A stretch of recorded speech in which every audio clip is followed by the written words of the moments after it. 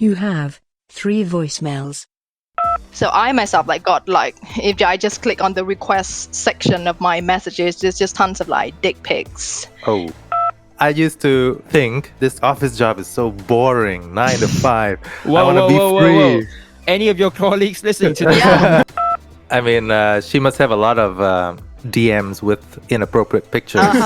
You can bet your ass she does. Hello there. Welcome to the show where we have the convos about Vietnam, you know. Hello there and welcome to Convo Comrades, a conversation with the community about Vietnam. Long, I am so bloody excited today. Why? We've got an explosive guest. We've got someone who is outstanding today. So I've known this person for around 15 years now. More than 15. More than Hello, 15? Okay, I'm math. so sorry. Well, that is frightening, isn't it? More than 15 years. Our guest is working in one of the top-tier professional services firms in the world. She's currently based in London. She's been able to do so many things over the past couple of years, and she spent more than 10 years abroad in Singapore and in the UK. And most importantly, she's managed to do all of this while growing her personal Instagram to 100,000 followers. Long. Whoa. How many followers do you have, Long? Wait. I have 431 followers. Oh, there you go. Well, I have around 2,000. So by the end of today, we're both going to get 100,000 followers. Our guest is Chang. Hello. Hi, guys. How are you feeling today? Thanks for having me. Oh, good. Nice Saturday, actually. Yes. I've just completely lost track of all time now that all days just blend into one with this lockdown that we've been in for forever. But at least it's very sunny where I'm sitting. So looking to be a nice weekend. That's perfect. And thanks for taking the time over the weekend on a Saturday morning to talk to us about your life. Pleasure. And the secrets of getting Instagram followers. All right. I'm just going to, first of all, before jump in, ask you whether I've stolen your limelight and your thunder in terms of introducing you. Is there anything else that you want to let the audience know? No, I think that's it, except that you've massively exaggerated a lot of things. So thanks for that generous introduction. But yeah, I think we'll get into all of that later. Yep. Definitely not exaggeration at all. Well, look, we're just going to tackle the one topic that everyone's going to click on in this video and everyone wants to know in this podcast. Let's talk about the area of Instagram. So you have an Instagram account of 100,000 followers. Let's take a step back and let's understand a bit more about how you went about it. What brought you to Instagram in the first place? All right. So that is a long story, I would think. So you did mention that we knew each other for how many years? Since 2003. So do the math. That is not 15 years. That is more. But after we left Singapore, coming here to London, just a whole new world, a lot of new culture, lots of new friends, Europeans, Americans, everybody. And I find myself in LSE in central London with an exceptional amount of free time for some reason, just because you know how the Singapore education system was. It worked us to death. It was scary. Well, you knew firsthand what I'm talking about. We were under a lot of pressure. We had no free time whatsoever. Every day was just studying nonstop. So when I got here to the university, it was quite a big surprise and a very nice change of pace, because we only have to go to, I think, college for lectures and classroom a few times a week. And then we get quite a lot of free time. So I found myself with 2 part-time jobs on campus. And then Yeah. So that's all linked to how I got my Instagram started as well, because that helped with the funding a lot.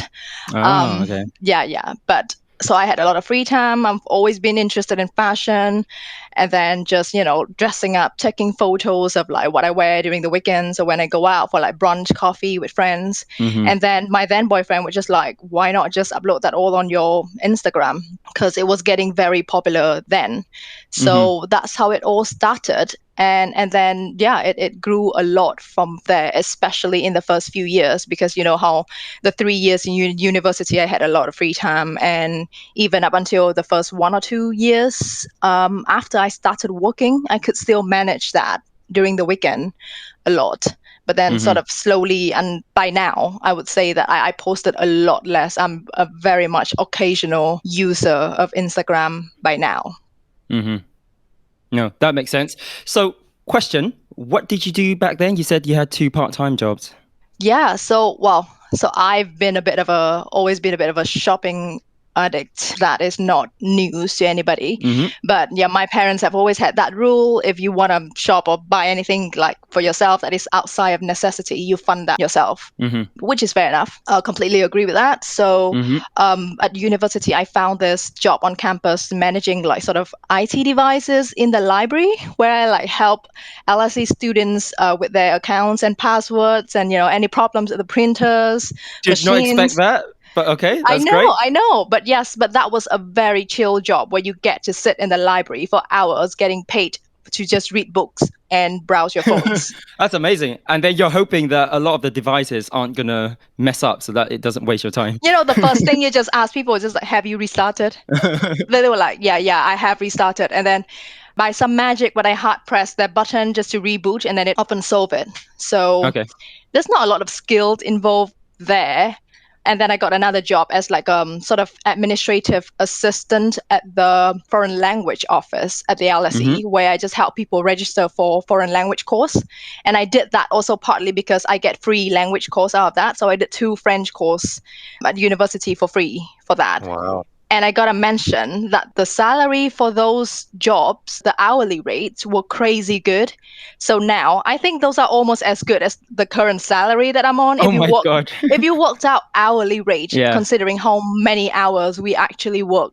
So those were crazy good jobs where that helped me a lot with like all my shopping and everything else that I wanted to do then. No, that's great. I think it's quite fortunate that you found those jobs rather than, other, conventional jobs that you would think students are associated to, for example, like waiting tables and stuff, which is very tiring, right? What is with that prejudice against students having to wait tables, man? It's not prejudice. It's more of, it's very tiring. The job is very tiring and it's very demanding. Yeah, and you don't get a lot of, downtime. So, okay. Interesting. Yeah. And we'll talk about your current job later in the podcast. Okay, so you use those 2 jobs to fund your ambition and your desire to, have more content to post on Instagram.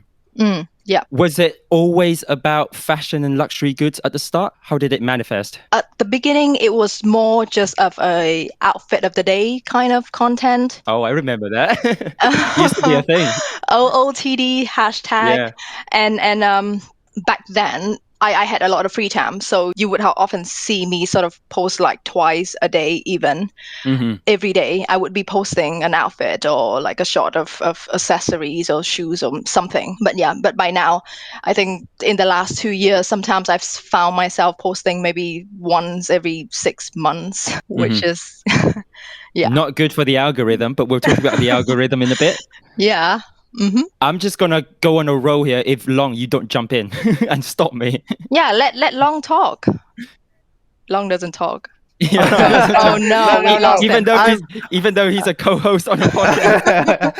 No, I'm just absorbing in because you've known Hill for a long time, right? Whereas we just getting to know each other here. I think I met you 1 or twice, so I'm just trying to absorb in your vibe here. You know what he's doing? He's got like a notepad. And he's just like taking down notes on how to grow Instagram. I could see that. I could see the scribbling on the notepad. Long will jump in when the time is right. Well, okay. So at what point in time did you think that, holy shit, my Instagram is taking off and I need to sort of invest more time and take this a bit more seriously than just a side hobby? Yeah. At the beginning, there was a lot of work involved to grow the account. I guess, if you're not aware, or for people who are not aware, Instagram can be an absolutely full-time job. And if you really want to grow your audience, at the beginning, there's certain things that you would have to do. I'm not saying that everybody did this, but certainly this is some of the things that I have had to do to grow the account, where you sort of connect with a lot of your other similar profile bloggers and Instagrammers. So people who are similar age or have similar sort of audience. So for example, I was doing a lot of like outfit for, say, petite size Asian girls kind of thing. Oh my God, that's so niche. Well, that's what I am. So, I mean, that's just how you have to find yourself a gap in the market, right? And then you get to know all these other bloggers who are also Asians, girls that are also targeting the same kind of market as you. And then you connect with them, you be friends with them, and then you would often do sort of like these shout out campaigns. I'm not sure if you still remember those sort of things that were happening a lot at the beginning. What's shout out campaigns? So like you would just post something and then give a shout out and then link another account, and then that person would do the same thing to you. Oh, okay. So effectively, you are just introducing this other account to your followers. So basically, you're sharing followers in that sense. And just capitalizing on the fact that you have similar kind of accounts and you post similar content. So you would bet that if the followers were following that other person, they would follow you too, kind of thing. And then there's a lot of stuff like that going on. And then you join these kind of like giveaway campaigns where you all sort of like maybe 30 different bloggers each tipped in like 30 quid. And then you have this massive amount to buy like a ticket to something or like Amazon vouchers or, you know, a trip to somewhere in Europe, and then just give that away. Wow. But then as a contest rule, the people who enter the contest would have to follow all the accounts listed. So years ago, those are the kind of things that were very popular that everybody just seemed to do. So I did try my hand in doing like a couple of those just to see how that worked. And then also at the same time, while you post, you also have to spend a lot of time engaging with your audience. So around the posting time, you kind of have to like be very strategic about when you post, because if you want to reach audience in America, audience in Asia, in Australia, you gotta find a time frame where most people would be awake. And I'm sure you are very aware of this, being, you know, a content creator yourself. Then at the same time, when people post, and then you would immediately sort of like click onto the accounts that just commented on your profile or on, you know, your friend's profile, because then you know that they are online at the moment, and then you can chat with them, and then they will click back and then they'll follow you. Basically, it can take hours and hours. It's so time consuming. It is. It can be a full-time job. That's what I'm saying. And this is just me doing it myself sort of as a hobby thing. I know people who do it professionally. They would have a whole sort of campaign manager or account manager where they can delegate all of that time-consuming stuff to this manager. And then you get like packages being marketed to you, being sent to your DMs every other day, listing out the kind of thing that they can do for you, the kind of followers they can get you if you pay this amount of money and whatnot. But I just don't tend to trust those random marketing accounts because, you know, more often than not, they're just scammers.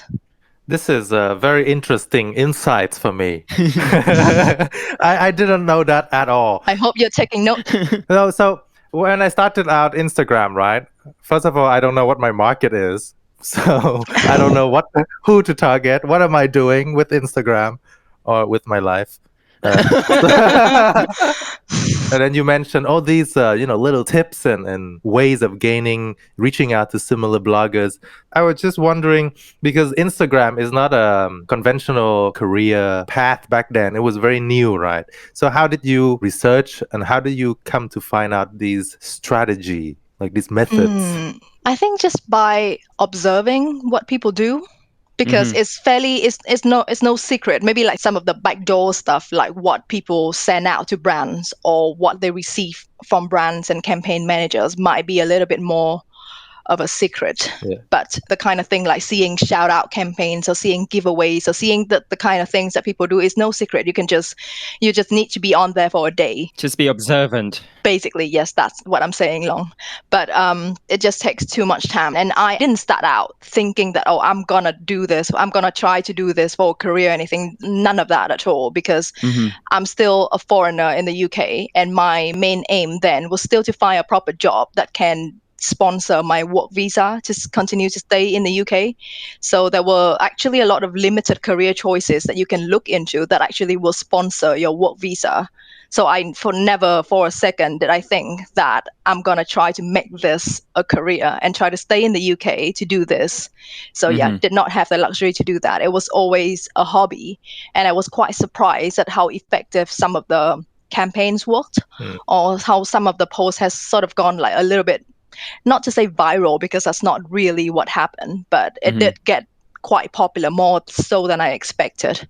And then when brands sort of start contacting you and offering you these campaigns that you can do, it was really a surprise because I was still a very small account then, sort of comparing Just myself to 10,000 followers. exactly. And that actually that is more in the world of Instagram when you're looking at accounts that have millions or hundreds of thousands of followers.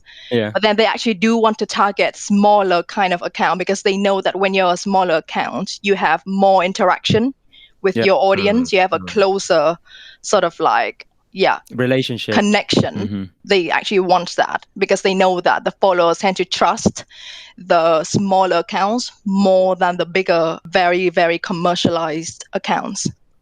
Long, you're raising your hand. Yeah, we're in a Vietnamese classroom here. You're teaching us Instagram, and Long is raising his hands just to make a point. I want to ask this. When you had your first brand reach out, right? How many followers did you have then?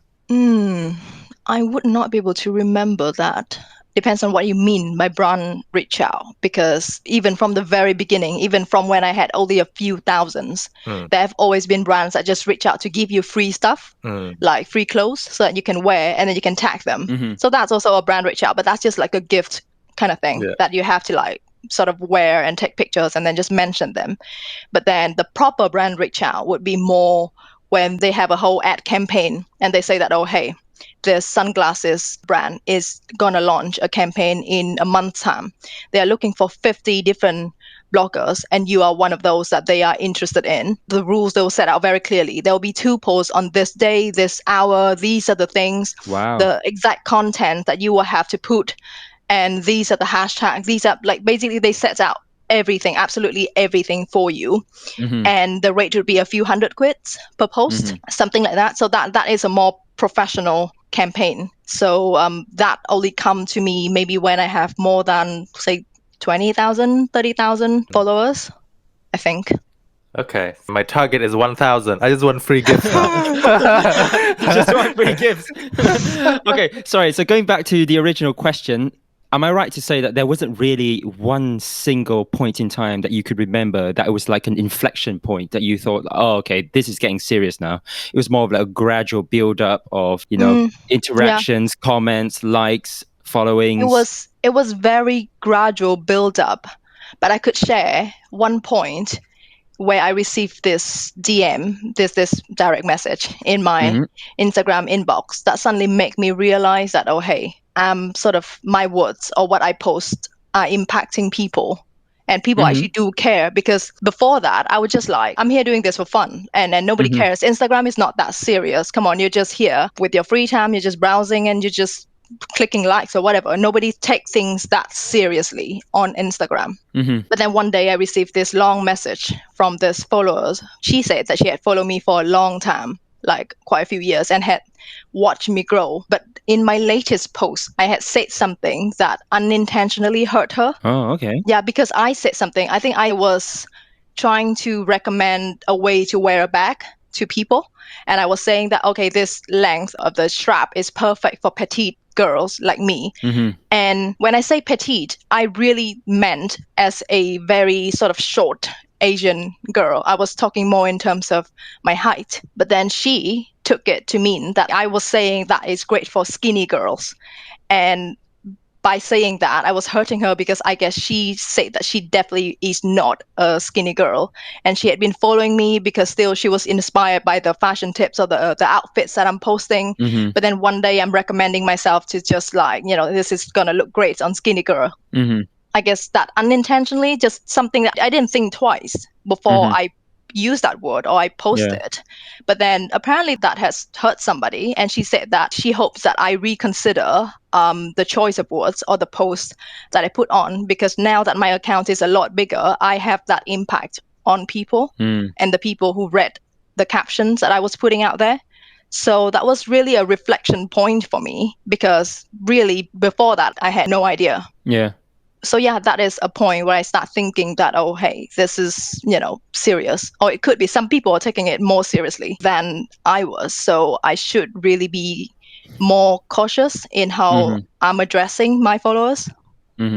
Wow. I guess everyone has their own sort of sensitive topics and areas, and they interpret things differently, huh? Long, you were about to say something. I was just gonna say, wow. I mean, that's the things you have to deal with when you grow your audience, right? Yeah. You have to care more now. It's much worse these days. Yeah. You see the kind of topic, the kind of world that we're living in these days with the kind of Cancel culture. PC topics that you are allowed to sort of talk about, or unless you want to bring a whole political campaign onto your Instagram.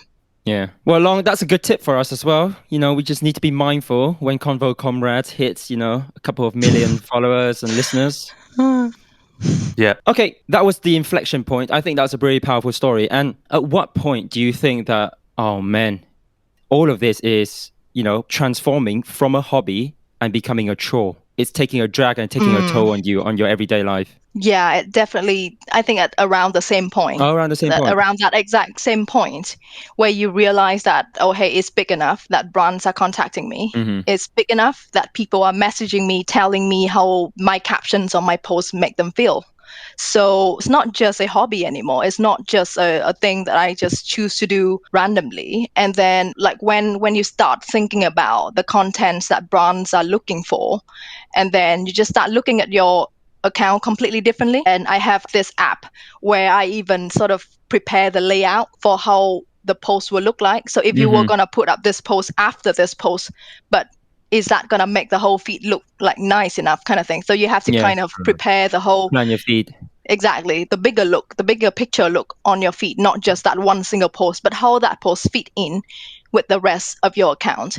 And then when you spend a lot of time thinking that, oh, I really like this outfit, I really like how these colors match, and then I'm going to put that up.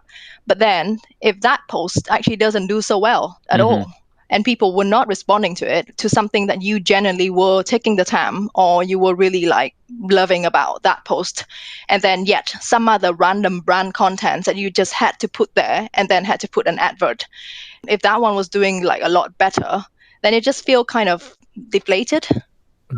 And then you start caring just about the metrics, just, okay, what sort of posts get me the most likes? Not so much the kind of posts that reflect me or my style or, you know, what I truly like anymore. It's just what gets me the most likes and then the most followers, or what attract brands. And then at that point, I just feel like, okay, it's really a chore for me now. I already have a full-time job. I have a lot of other stress in my life that I have to worry about. Now I go on Instagram, the space that was meant to be just sort of a creative outlet when you go on every now and then. But now you worry so much about, okay, when do I post? What kind of caption do I post? Is that going to get me enough likes? Yeah. Okay, look at what my other competitors are doing. And then how do I differentiate myself from them? And then it's just getting up into really a tiring battle with myself every weekend that it just discouraged me from even going on Instagram for a while. It sounds very tiring. Not from the dream that I had in my mind when I reached 100,000 followers. Raise you up and then shoot you down with that dream in 15 minutes. Okay, so let's dig a bit deeper. Like, what were you thinking? What was going on in your mind when, let's say, you lose subscribers or followers? Oh, too bad. Is literally what would go through my mind. But you just can't please everybody. I mean, you know that. I always remember what you've always said to me: haters gonna hate, likers gonna like and subscribe or whatever. I think from the very first time I helped you film your first video, back in my room, like I don't know how many years ago, and that's already the thing that you said. So that kind of stuck with me as well. Just I can't please everybody. Obviously, as much as you try to be nice and please, you know, most of your audience, but there's always going to be people out there that don't agree with what you do, and there's just nothing that you can do about that. This brings me to this area of fake followers. Yep. So this is also a new concept to me, right? There was a period where I thought all followers are people and real human beings. How cute. Then I watched a documentary, and then he talked about, okay, there are many packages if you want real followers that will comment on your post, or just followers. I don't know a lot about it, so I'm just hoping that you could share some of your information on how it works, how to get fake followers. How to get fake followers. Just a disclaimer that I've always known that exists, but I'm very convinced that the moment you bought followers, then, a couple of weeks after, you're going to lose them all anyway, because when they don't really follow you for any other reason, or if they are fake accounts, Instagram will remove that eventually. So every now and then Instagram would filter the followers, and then if anything looks like just a blank fake account, they will just remove that, without any notification. But anyway, that is very timely because I just received yesterday this thing in my inbox, which I can show you. Then request. Or talk us through. Yes. Okay. Yeah. Do you want 10,000 plus US based followers? Apparently, if you just need to pay about 300. And this agency claimed that they can give you just 10,000 real organic US based followers. So yeah, if you are prepared to spend the money, if you got that cash to burn, then you can certainly, there are lots of these kind of agencies that you just keep contacting you about whether you want new followers or not. And then I've got like some brands or agencies that contact me about whether I want to gain that blue tick on Instagram. And then it's really funny. The first time that they contacted me, they said, what was their rate? 600. They can get you a blue tick Instagram account in 72 hours. And then I just ignored that. I didn't respond. The next day, they contacted me again and say, hello, our new rate today is 300 for that blue tick Instagram account. And then I'm like, okay, that is just in one day, 24 hours without me saying anything. You've reduced your rate by 100%. That must be a scam, right? Blue tick it's some official thing by Instagram where you have to submit your ID and things like that. Yeah, so right? that's why they would help you do that. I think that's what they claim that they would do.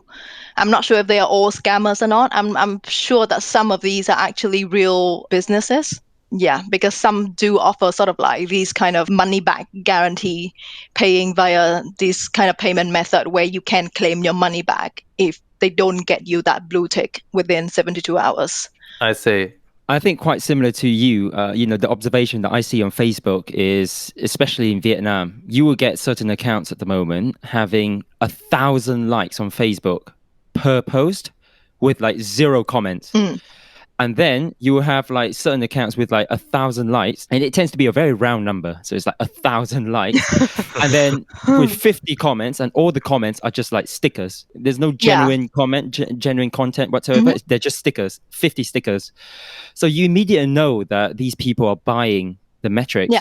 The question is, brands know this, we know this, everyone around knows this. Everyone knows that influencers and people within the celebrity world, they're buying these things in order to make themselves look good. What's next? How does a brand differentiate a genuine person with a genuine following to someone who's just buying their way into the industry? So what you were saying, those accounts that have like 1,000 likes with a couple of, random comments, those probably would have been okay maybe 6-7 years ago, that people just don't care enough, or the brands just don't yet have a full-fledged team that manage their social media. They just don't have the manpower to go through these accounts to really filter out those that were fakes and those that actually do have real genuine interactions with their followers. So back then they don't really have the proper team to do that yet. They would just outsource that to like an ad company that will go out and then just like source these influencers for them. But now I think what I'm seeing is that brands have proper social media campaign managers. They are taking that very seriously now. I know that the term influencers or influencer marketing is really a bit of a taboo word, and many people still look down on that or just don't think that that's real, just think that it's all fake. But it's not, because it's a fully grown business these days. Yeah. And, traditional ads are pretty much dead. Nobody watch TVs anymore. We don't watch TV commercials. And then no young people. yes, but again, young people, the people who are the target audience of these brands are not the ones that would sit around watching commercials on TVs, on primetime TVs. They are also not the ones who really pay attention to those ads on the tube that you see when you go out, or if you have to spend, I don't know, hundreds of thousands to buy a whole big billboard in central London to display Nike or whatever. Like they don't really do that anymore. The same budget that a firm has for their advertisement, like, I don't know, maybe they have a few millions, that all can now be spent on social media marketing. And then they really have a whole team of people, and they have brands that have developed these tools and algorithms to really filter out the kind of fake accounts with really just the numbers, but nothing to back up those numbers. So now they can really see through that, or they really do spend time to go through that, to filter that out, to make sure that their campaigns are just made up of the accounts that, you know, most represent their brand. Very sophisticated. I mean, it's big business now. I literally know people who are professional, let's say digital content creators is the word that I would use rather than influencer, but they do that for a full-time job, and they can earn hundreds of thousands per year on that.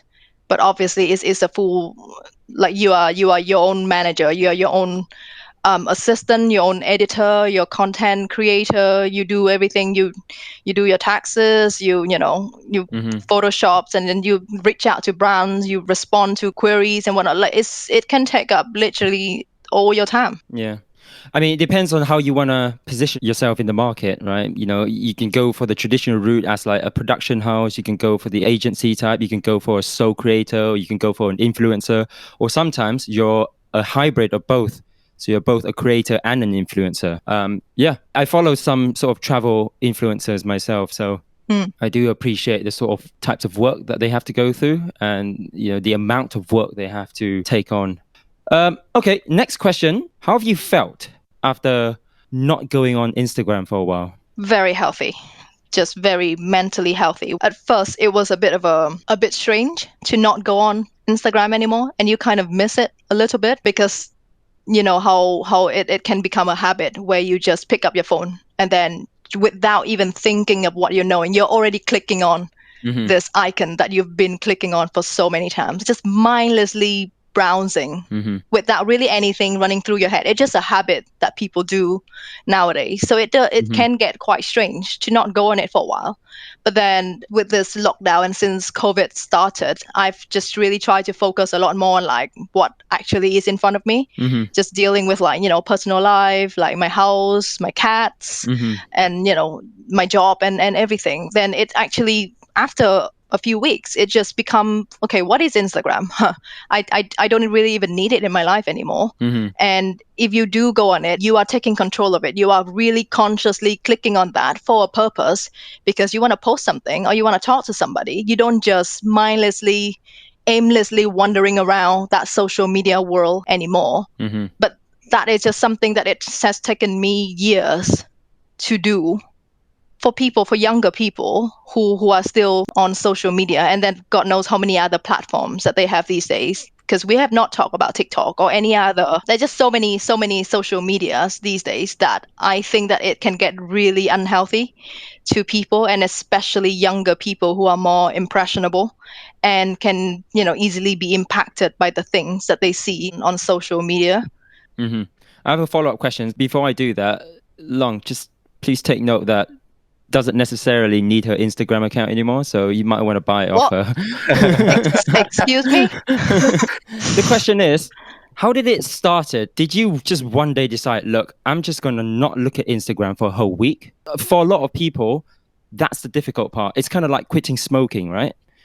Like, how do you get yourself to that point and to push yourself to not use Instagram for an X period of time? Yeah, for me, it was all circumstantial because The first 3 years when I started with my job, I was made to take a lot of exams, professional exams that I had to really study for, because these are proper exams that were a lot harder than any work that I've had to do in university. These are the things that remind me of A-level math exams kind of thing.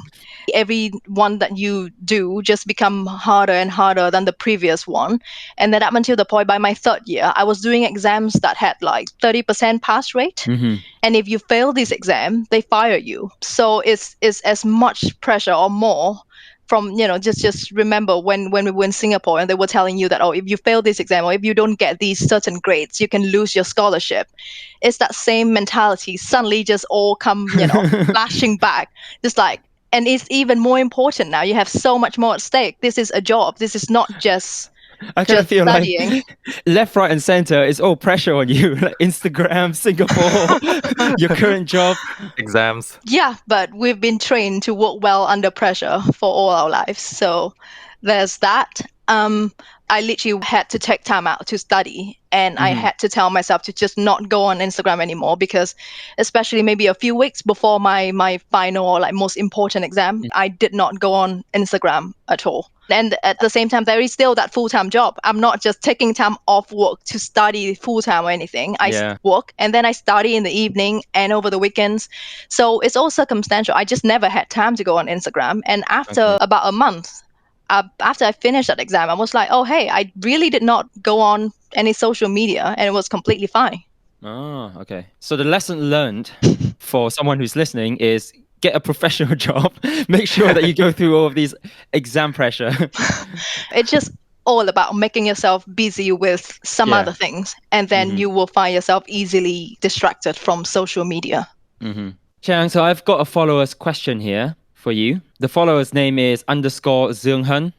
And okay. I've been told that I have to read this out. So the question is, fashion influencers, for example, Amy Song, I have no idea who this person is, I'm sure you know, talked about how they dressed fabulously, attended events, but felt lonely, felt the need to make friends and connections despite being an introvert. Do you resonate with this? And what do you think about this? Yeah. Especially when you're in the digital world, the social media world, but then you have to carry yourself in the real world and talk to people and make connections. Yes, totally. Me, I think even more so than other people, because I'm sure I'm actually quite an introverted person in real life. I'm not like a social butterfly that would like just have a lot of friends in real life and like just go out all the times and then have all these casual social connections. I'm not that sort of person, and it takes me a much longer time to develop a connection with someone. And once I've managed to do that, I tend to want to keep it like a close personal relationship. And I'm really rather about the quality than the quantity. So yeah, I am truly an introverted person in real life. So it is quite hard, to be honest, to be a different version of yourself on social media. And the kind of captions or the kind of things that you say to people is generally not probably what I would be able to say to people like in front of their face, or just be all very casual, just like, oh, hey, thanks for this, and then all of this chat that I can easily type up on social media is not something that might come to me as easily or casually in real life. So I can really resonate with that. And especially the bigger accounts like Amy Song, they would have to go to a whole lot of events. It's exactly, actually, when I think about it, it's the same way as a professional networking event that we have to do as professional advisors at our work. When you are now, thrown into an event where you have clients, you have potential clients, potential future colleagues, future bosses, you do have to like step up your social game kind of thing. It really doesn't do yourself service if you stay an introverted person at that sort of event. So I think it's in the exact same way. It's the same for these influencers that happen to be actually introverted in real life, but when thrown into these kind of fashion events, going to these meetings, when they have to meet their colleagues which are, other influencers or the brand's managers and whatnot, you really do have to like switch on to become a different version of yourself. I guess that's like networking, and that's like anything that you have to sort of like force yourself out of your comfort zone to just do for the sake of your professional career. Yeah. I'd like to add to that. I think the only ever so slightly difference to that is people on Instagram, they do come across digitally as extroverts. They do comment back, post captions, and they create conversations and interactions. Whereas as a working professional, you don't necessarily need to do that depending on your job. So maybe it's slightly more difficult, challenging for influencers who are naturally introverted, because they're going to have to actually generally need to do that in real life in those sort of events. Have you ever attended any events? No, not that I can think of. Not a proper event where I meet up with a bunch of other influencers. Certainly I've got like people who are also from London, for example, other accounts, other influencer accounts that just chat me up and then just wanna like do a shoot together, because that's also a kind of game that you have to do to sort of share followers kind of thing. You do this sort of collaboration shots. And I'm happy with that. Well, it depends, because some accounts look like, okay, that's the kind of accounts that I'm happy collaborating with. But then obviously there's dodgy other accounts that can, chat you up and you don't really want to respond to those.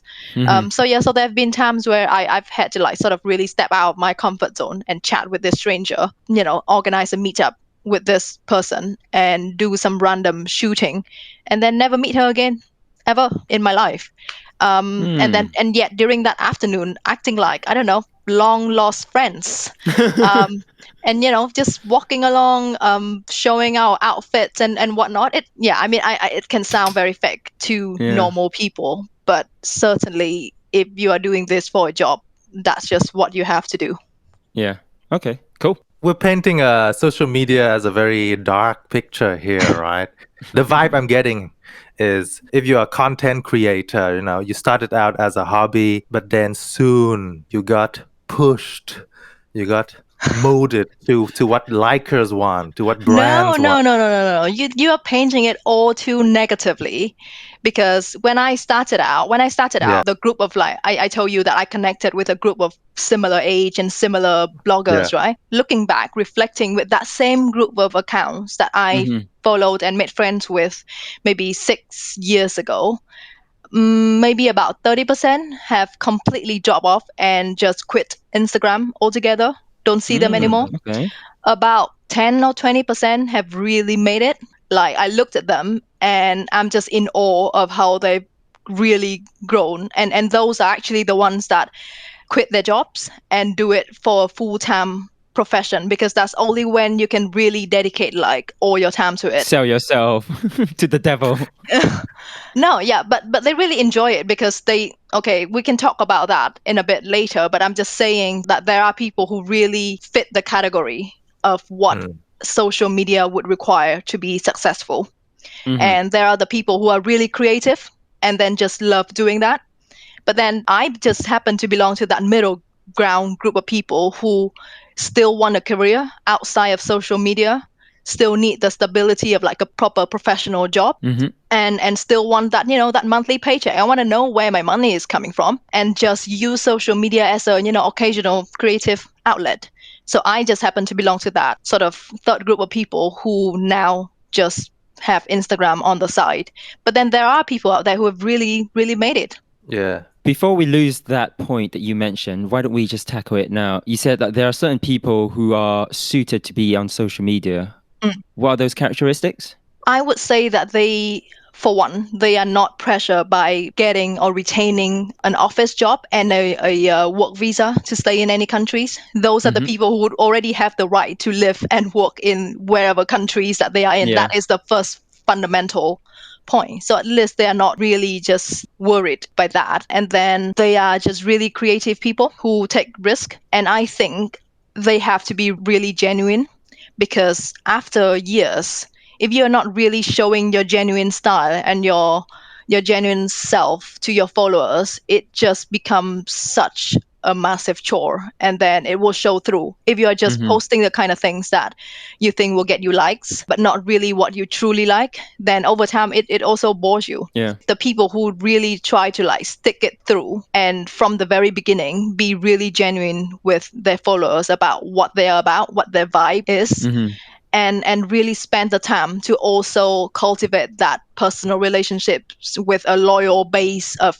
followers, and then from then it just grow. And those have to be the people who really take risks to just say that, oh, I'm not gonna do anything else for a living, this is what I'm gonna do now. And just as much as I will have to professionally focus on a job in an office, I will sit down every day, I will send out hundreds of emails out to brand, I will market myself, I will have a proper ad portfolio, I will be able to show the metrics, I will send out these things to brands, and I will have to be able to tell them how I can help them grow. It can't just be a kind of like message that say, oh, do you want to send me free stuff? I'm gonna take photos for you. That's not gonna work anymore. This is a proper job. You taking notes. Yeah, take notes of this. You are acting as a one-person ad company. You are really marketing your brand, and you're saying that you're contacting say a fashion house, and you're saying that I've noted these are your audience, these are your trends, and that fit perfectly with what my account is about. This is what I'm doing, and this is how I can help you. This is the past campaigns that I've done. These are the results that I have helped previous brands grow. These are my metrics. How about we do a collaboration? These are the sort of things that you have to really be professional about. Yeah. In the same way that you would send out your professional emails or professional pitch to your clients. So these are properly professional people, I would say. You can't just do it for fun. You can't just send out some silly long message on people DMs who just say, oh, send me some free clothes. This is very new insight for me, because on social media they made it look like this is easy, this is this is a picture of me. It's not completely easy. The opposite. I'd just like to add one more point to that, and I think that in order to do well on Instagram these days and just social media in general, you need to be more scientific than in the past. Whereas in the past, you can be sort of like exploring things and finding new ways as you go along. Nowadays, everything is governed by the algorithm, right? I see a lot of posts and a lot of tips these days about Instagram and making sure that, you're using every single feature that it gives you. And it's only giving you additional exposure when you're using the new features. What features am I talking about? You've got your general posts. You need to post in carousels, which means that, when you're swiping, because it increases the interaction. Yes. You need to make sure that your post is saved by your followers. That's also another interaction. You need to use your stories. You need to use your Instagram reels. You need to go live twice a week. Then you need to post on IGTV. It's a nightmare. It's an absolute nightmare. Together with all the things that you said before, everything that's in the past, including interactions, campaigns, hashtags, so on and so forth. It's so tiring. Yeah, just listing all of that out. That is amazing, the kind of things that people really do on there. And you can see why that just as my career progress, as I have more responsibility and more things to do at work, I can't keep up anymore. Like at some point, you got to be real to yourself. If I'm really serious about it, I better quit my job to really focus on it, to want to make it really a successful thing. But if I'm not, then I better set that boundary for myself so that I can still focus on my actual professional job and, still have time for, friends and family and whatever. And then just use Instagram as this occasional place that you go to. Oh, follow-up question here, Chang. Imagine in a world where you don't need to have a visa to stay in the UK. You can stay in the UK for as long as you want. Would you have taken that risk, given that if all else fails, you can still apply back to your old job, and I'm sure you'll be able to give him that job again? Would you have taken the risk to go full-time on Instagram, given the following that you had and a level of success that you've already had? Interesting question. I think yes, but on the conditions that I would have been able to save up a certain amount that I know I could live on for at least 6 months or something like that. because this is not going to make you money like overnight. Mhm. First, you're going to have to like really cut down all your spendings, and you're going to have saved up a certain amount of money that can last you. Just like how you would start up, like do a startup business or whatever, you have to have all of that ready. Yep. And you have to have a proper plan. Mhm. And you have to sit down every day from 9 a.m. to 5 p.m. just as you would with a proper professional job, and you send out those emails, you have your to-do list, and you get through all of them. Only when I'm quite convinced that I can follow through with all of that step plan, then I would take that risk. Yes. You've got to hustle. This is a lot of work, right? We're talking about big money here, Long. Nobody is gonna hand stuff to you. I used to think this corporate job, like office job, is so boring, 9 to 5. I want to be free. Any of your colleagues listening to this? Yeah, I am your colleague. I work in the same firm as you, Long. Do not be dissing your employer. No, this is not a full story yet. You know, we have a journey here. Listen to my journey. So that was my initial thought, like, oh yeah, 9 a.m. Oh no, I want to be on Instagram posting pictures at 10 a.m. instead. But now people are telling me these steps that you have to prep for. You know, you don't have money to live. You need to have savings for 6 months. There's no stability. Yeah, people on social media made it look so easy, and I think a lot of younger generation wanted to pursue this career path of influencer. But I think this session is useful to spell it out that wake up, guys. This is not easy, not easy at all. It requires a lot of hard work and. Long, wake up. But that's not just Instagram, because that's a bigger point that you can say about social media in general. All of it looks easy, all of it looks glamorous, because people are only showing you the good parts of their lives that they want to show you.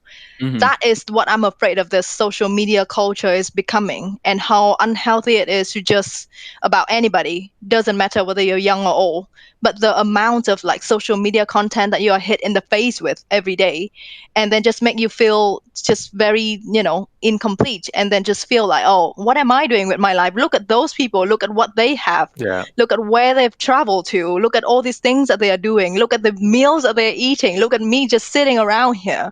It just promote this kind of endless comparisons, and it would just I think it's just very soul destroying. So I'm really genuinely concerned about like younger generations who grow up with social media, who just literally have a phone the moment they know how to like text, they have a smartphone. And then if parents don't take control of like the kind of content that they're looking at, and not to mention it's a very dangerous place, the kind of messages that you're receiving, these scammers, these things that you receive on social media, it's just a crazy place. And I genuinely do not know how the younger generations will cope. Like if I had a kid, I would never allow my kid to be on social media, maybe until they reach like 16. I mean, I'm assuming that you think that the younger generation have it harder than us. Do you think? In a way, yes. I think we were one of the last generations that had a properly pure childhood, because I don't remember a phone being involved of any part of my childhood. All of that was just physical social interactions with friends. I did have phones back then. We were playing Snake. Look at who's a rich kid now. Oh yeah, he did that in class a lot. You play Snake on your Nokia. Yes, Nokia. So you mentioned something very interesting here. This dark place for our It's like you're telling a horror story. What's with I'm your really voice? like trying to warn people off. Yeah. The messages, the scammers. So let's focus on those. I haven't received any dark messages. I wonder why. Yeah, you ever wonder why? Because Long? he's probably the one sending those. Exactly. That's what I'm actually trying to say. But With that kind of tone. So let's dig deep in here. What kind of messages are we talking about? What's the content? Well, just about anything. I'm sure you've heard of these kind of like sexual harassment things that girls on social media can receive. So I myself got if I just click on the request section of my messages, there's just tons of like dick pics and like full frontal nudities that you would not want to see at all. What were they trying to achieve when they're sending those? I have no idea. Some of these are like old men, and it just, and then randomly you just get a message that just like, oh, hey, do you want to chat? And I That's so just creepy. I know, I just ignore all of those. But yet, like, there's time, I don't know why I did that to myself, when you see an image, when it's sort of blurred out already, Instagram already is warning you not to sort of click on it. But I'm just like, hell, right. let's click on it. I want to live dangerously. I know, right? This is, just about as exciting as my life gets. but yeah, you just click on it. And sometimes, yeah, that's just random dick pics from like random guys. And then sometimes it's a full frontal one where they show their face and like just a full like naked body with Just everything. face. Just Everything. Just Adam. I don't know what to do with that. And then the earliest time that I've received those was back in university. So I was like, say, 21 then. But still, like, I think I'm old enough to not be as impacted by this sort of things. Imagine 15-year-old girls out there receiving these sort of things every other day. It's crazy. It's absolutely crazy. It's traumatic. It is. And sometimes, funnily enough, when you click on those accounts that have sent you these things, most of the time, okay, they look like blank private accounts or something that has nothing. But sometimes it's a proper accounts with, like, I don't know, they have 500-600 followers who are their friends and families. And then in their accounts, they have pictures with their girlfriends and their dog and whatnot. And yet they are sending you dick pics. I'm like, what the? I just can't. I mean, I could easily like just ruin them by posting this on my story or sharing this with their girlfriends or whatnot. But I mean, I just choose not to get involved and in any further drama that can be created from this sort of thing. This is very dark. I mean, I'm sorry. I don't know why it's getting darker and darker. Long's Instagram dream is like gone. I know. Are there, apart from pictures, are there any verbal abuse? Yes. So there are racist kind of messages that would be like, "Oh, you Asian, this and that."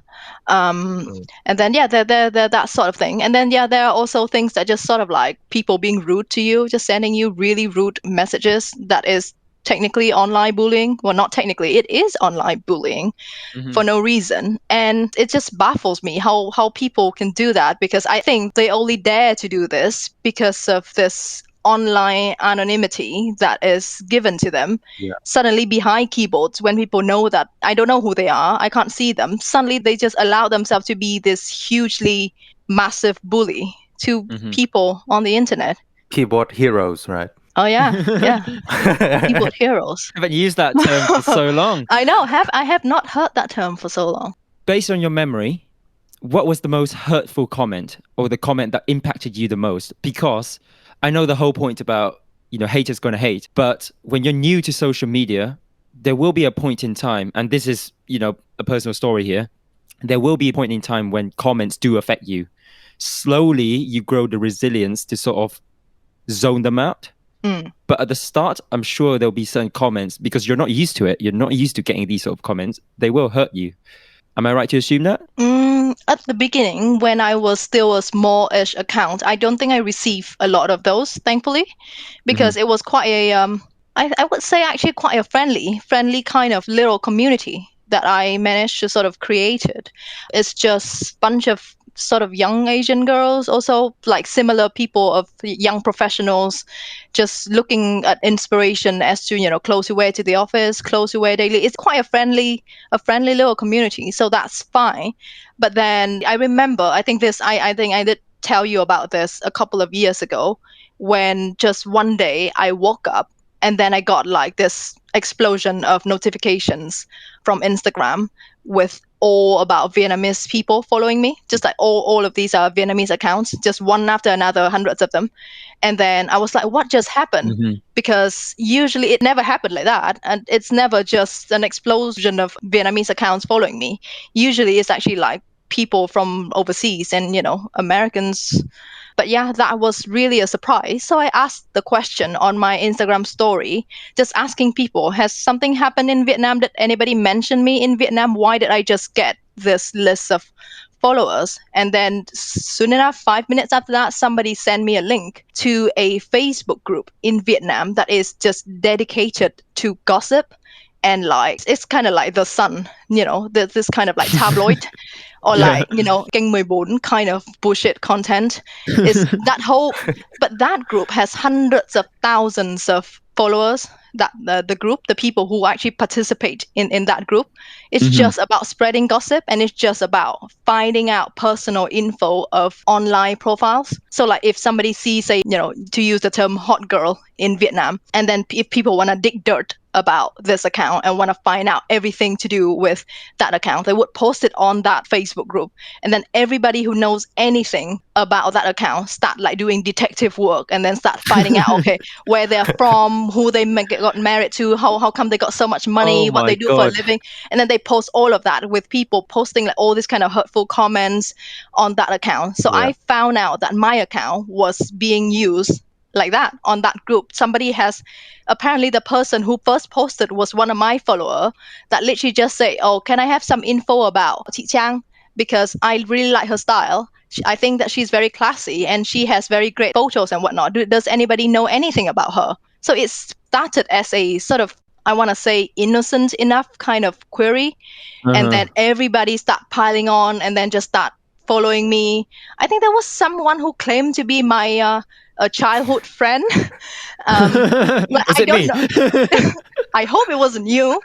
But yeah, so there was all of these like, hundreds of comments and start commenting crazy. on my style and start saying that, just start saying, oh, she looks so old, or oh, like what the hell did she do for money? I bet all of those stuffs are fake. And just there's all sort of like comments. Obviously, everybody who did this was, I think they believe that they are just anonymous. Nothing will ever get back to them. Would you ever say this kind of thing to somebody in front of your face? This is just crazy. And then it was a lot for me because that was hundreds of comments to process in the morning. Overnight, and then, right? Yeah, because obviously with the time zone, when people were awake and doing all of that in Vietnam, I was sound asleep, not knowing what happened. And in the morning when I woke up and read all of that, I was like, oh my gosh, that is crazy. At the same time, it's kind of, in a weird way, flattering in like thinking that, oh, your account is big enough that somebody is interested to dig dirt on you. Yeah. But then at the same time, just thinking, oh my God, I've lost faith in humanity. Yeah. Why do people waste their life to do this sort of things and saying these kind of mean things about someone they don't know anything about? Yeah, so that is, I'm sorry, I'm very sorry, Long. This is turning like into just darker and darker conversation about social media. Shall I go on that group and then I'm just gonna put in like a very innocent question? Hey, I want to know a bit more about Mr. Long K. Mr. CK of Convo Comrades. And then the first thing that they would actually even assume is that it was me who posted that so that I can gain like exposure for myself. They even say that, they even like, oh, is that just a fake account posting to sort of gain exposure? No. I experienced this firsthand, so I know the feeling. Whoa, not to that extent. Really? Definitely not to that extent. that video, that football video that me and What football video? Tell me. It's a football challenge, right? Back in university, where we were gonna have different challenges of kicking the ball into the goal, etc., being dizzy and things like that. So funny challenges involving football and kicking the ball. Okay, I'm just gonna jump in. That's useful. I'm gonna jump in now. So it's a penalty challenge. There are 5 rounds. Each round we take the penalty and try to score the goal, but then we do different things to make it harder. For example, make ourselves become really dizzy and then try to score. Right? So it's a lot of challenges in trying to score a penalty. And I posted that on my channel together with Long, and Long was pretty crazy. I don't know whether you were smoking weed or something on that day, but you were crazy on that day, right? He was so funny, but like in a really crazy way. And that video exploded. Right, it went to like 150,000 views or something overnight. And I think some sort of like really big football account shared it. And of course, aside from the really positive comments that we had, Long had so much abuse. Like, it was insane. It was like just genuine, just raw really vulgar abuse. And it was the first time Long received it. I know. About your football playing skills, or what can they? I mean, they don't know anything about you. What could they have said? They just said, "Yeah, this guy is crazy. This guy is from the mental hospital." No, not even those. They were just calling you like dumb-witted dog, all sorts. It's crazy. Yeah. Oh gosh, yeah. Well, I'm sorry you have to go through that, but Yeah. yes, that is kind of the backlash that one can receive from social media. It's dangerous when you get a whole large following from a completely different source who do not necessarily know you before coming in and then giving their judgment based on their impression of you right from the start. That's scary. Yeah. Because they don't know you. They don't have any context. They don't have any background of you whatsoever. And then they come in and they ride the trend of spreading hate. It's a bit of a mob mentality on social media. They just kind of like pile on each other. Just as long as one person started, it's kind of snowball into a whole fight. And that is massive online bullying. There is no way to justify that. Doesn't matter whether they are new followers or old followers, because think about it, like the thing that you show on social media is just a tiny part of yourself. Nobody knows you as a person. How could you be like that to just another person that you know nothing about on the internet? So this is definitely toxic, right? And it must affect our mental health in a way, especially more so if you are doing full-time social media. You're going to receive this maybe on a daily basis. So I felt really bad that afternoon, right? But after that, I got over it. So you must have gotten over it now. But what's your, let's say, advice for people who wanting to go into this social media dark place? Turn on the lights. What's your advice? What's your, step by step, if you have a step by step scheme to overcome this, hate comments? It's not a scheme. I don't have a scheme, a step by step scheme to go through this. You can sell your digital program. Oh yeah, there's a lot of that going on these days. Selling digital programs. Have you noticed? Yeah. Yes. But anyway, going back. What's that? We can. Oh gosh. What's digital That is program? so cute, Long. But just to answer your question before we get sidetracked, I think first you really gotta have really thick skin. If you want to make it on social media, that's one. And two, you gotta always remember, just constantly tell yourself that it's not about you. It's the kind of people that do this thing to other people is a reflection on their own personal problems and their insecurities that they are just lashing out to strangers on the internet. And it's nothing to do with you. If it had not been you, if you have not happened to just be their target at that moment, it would have been someone else. It's nothing personal. They don't know you. It's no reflection on your value as a person. And it should really not affect your self-esteem. I know that it could, but you just got to constantly hammer that message to yourself that it's not about you. It's just those people. And you just got to filter that out, because at the end of the day, if you're on this for the long journey, you are doing something you love. You're not stuck to a 9-to-5 career. You are getting to create content for a living. And as much as there are those people who really say hateful things about you, there is a massive fan base that support you. And that's how you get where you are. There are always people who have supported you and were really interested in your content. They might not have always commented or liked your posts, but there are those people out there. And that's why your account is still doing as well as it is now. So you can't let that small portion of these unhappy people affect, your passion for doing what you love. Thank you. That's such a nice thing to say. I shed a tear for sure. I really should think about being some sort of inspirational speaker. Yeah, you should move to TEDx or something. Definitely. I felt very inspired now. I can do social media now. Thank you. Oh my God. Long is just swaying with the wind. I think it's actually a good place to pause unless you want to have any questions, Long. Maybe this is a good time to finish off the first half of the podcast. What do you think? I want to say a funny fact about Instagram. And then we can close it off. Okay, go ahead. All right. Who do you think has the most followers in Vietnam on Instagram? Oh, I know that. Is it a quiz? Yes, it's a quiz. Wait, have a think, and then Yeah, Chang, you go first. Is it like someone like Chibu? you're close, but not the first. Yeah. Chobui? Actually, no. I don't know. I'm not as familiar with the new stars in the scene. Okay, someone is raising his hand. Very Yes, Okay, me. Yes. Sun Tung MTP, Correct. okay. How many followers? 4 million. 5.7. Okay. Yeah, very close. Sun Tung MTP. And who's the second? Second is Chibu? No. Oh, Not Chibu. No. Another very, very substantial and substantial. big, big, No. very big, very big. What? On the photos, very big. Photos. Man on or the woman? big. Woman, Woman. very big, Very big, Big woman. woman. Big woman. big on social media.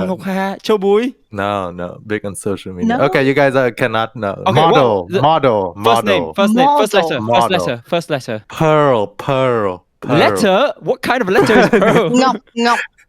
Yeah, Oh, pearl. Ngọc Trinh. Yeah, that's right. Oh, is she a model? Okay. She's a model. I'm really not sure what she's really famous for, but Buying followers. I don't know. There we go. I mean, she must have a lot of DMs with inappropriate pictures. You can bet your ass she does. That's all my facts. Oh, that's all Thank your you, facts. bro. That's so random.